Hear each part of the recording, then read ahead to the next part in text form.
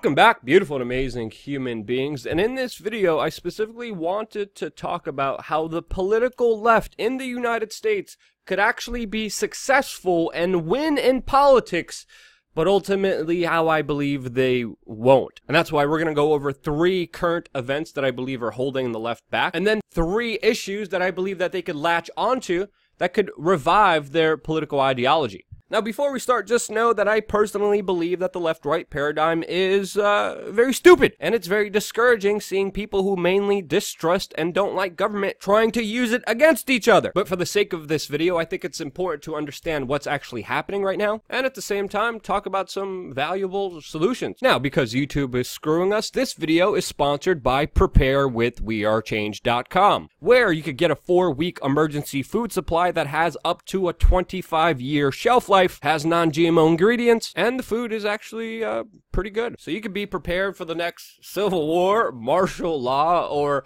zombie apocalypse with your chili bowls and PrepareWithWeAreChange.com. Okay, now seriously speaking, the first current event that I wanted to talk about that I believe is holding back the left is, of course, this viral video from a Whataburger in Texas, where a 30-year-old man stole a 16-year-old's MAGA hat and then threw a drink in his face. Of course, right-wing news organizations are running with this story like wildfire right now, with the video already getting millions of views, with even Donald Trump's son tweeting the video saying that this is, quote, disgusting and a disgrace. Now, of course, this entire incident has garnered a lot of reactions, with the man already being reportedly fired from his job and the police looking for him. And what this story highlights for a lot of people is the loss of civility, the loss of intelligent civil discussions, and rise of tribalism, along with harassment and violence, which I have to say, objectively speaking, for the exception of Charlottesville,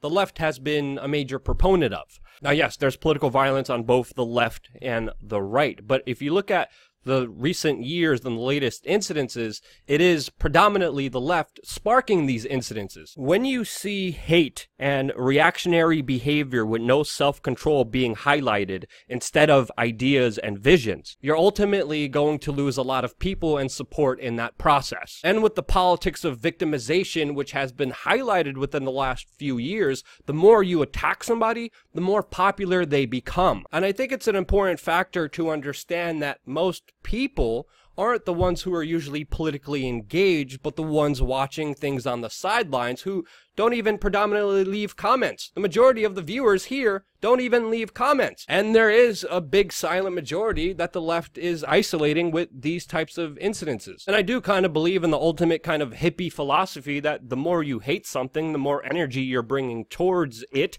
and you're manifesting it. So that's my first criticism of the left. And the second one is that ultimately the left eats their own, as we saw some prominent left-wing figures and supporters attack Bernie Sanders because Bernie Sanders didn't want to end all immigration law enforcement, with many people saying he should be tossed out of the left because he is not 100% in line with 100% of what certain people believe in. And we also saw very similar behavior when it came to people like Glenn Greenwald and Julian Assange of WikiLeaks that were ultimately purged and attacked by the left because they didn't fall in line with 100% of what certain people in the left agreed with. And what we're seeing here is hyperbolic tribalism, and ultimately what we're seeing here is the platform of people on the left becoming smaller, isolating itself, and making it more difficult for people to stand behind. That's criticism number 2, and the third criticism I have that is related to this is that some people on the left are going about this the wrong way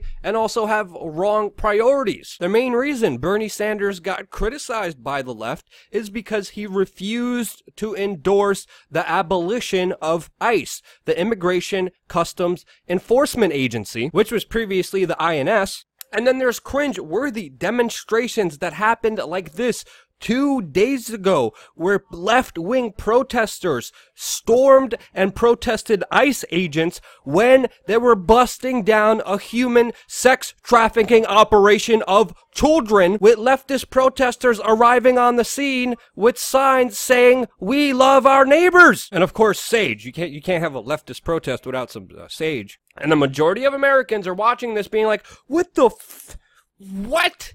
Politically, there are always gray zones. The more you adhere away from those, the more you lose people. And people do need to concede that ICE does go after bad people, whether gang members or human sex traffickers of children, issues that the average person does not want to deal with the problems of. And that's why Bernie Sanders does not believe in the complete abolition of ICE, as well as the average American. Now, calling for reforms or more accountability with ICE would be a more reasonable demand, and would more likely be met than some of the demands that we're hearing during these public demonstrations calling for the abolishment of profit, prisons, cash bail, borders, and ICE. And the right uses these demands and incidences in order to galvanize more support, and they successfully are getting it. And honestly, some of the issues that the left is spearheading and leading with are absolute bonkers. Whether it's a CEO eating at Chick-fil-A that had everybody up in arms, or the Huffington Post openly promoting and pushing a 10-year-old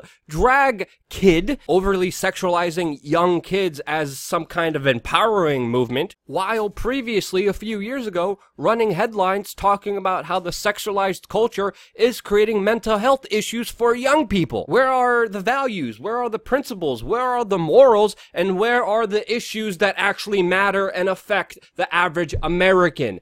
This is the 3 reasons why I believe the left is failing and will continue to fail. This is why Donald Trump got elected and will most likely get elected again in 2020. Now, here are 3 positions that I believe if the left adopts, that they could be successful in our current political landscape. The first one being is, of course, economic freedom and security, because no one on the left or even the right are talking about the mega technocratic multinational corporations that ultimately, with the power of the state, are robbing us of our wealth, while at the same time creating a neoliberal, neo-fascist society that is coming sooner than later. Especially with companies and people like Jeff Bezos of Amazon, who not only has contracts with the Pentagon and the CIA, but is also selling facial recognition, artificial intelligence technology to local police departments and even ICE themselves, that ultimately is building the police state that will control us in the near future. Why isn't the left mad at Jeff Bezos selling facial recognition AI technology to ICE instead of having their panties in a bunch because stupid Jack Dorsey of Twitter decided to put a Chick-fil-A burger in his little mouth hole? Where are the priorities here? Like, why am I the only one talking about this? No one else is talking about this. They're either totally leftist lunatics or just outright conservatives worshiping and inhaling every fart that comes out of Donald Trump's butthole. And you need to realize here, with the advent of robotics and artificial intelligence that will be far superior than the human mind, which Amazon is working on and developing, there will be a massive fallout because of automation. And ultimately, the robots are going to take the majority of our jobs. And if the left made a call to action about this issue and made people aware of it, they would have huge support even from middle America. So of course, number 1 is economic freedom and security. The second issue that I believe the left could successfully rally behind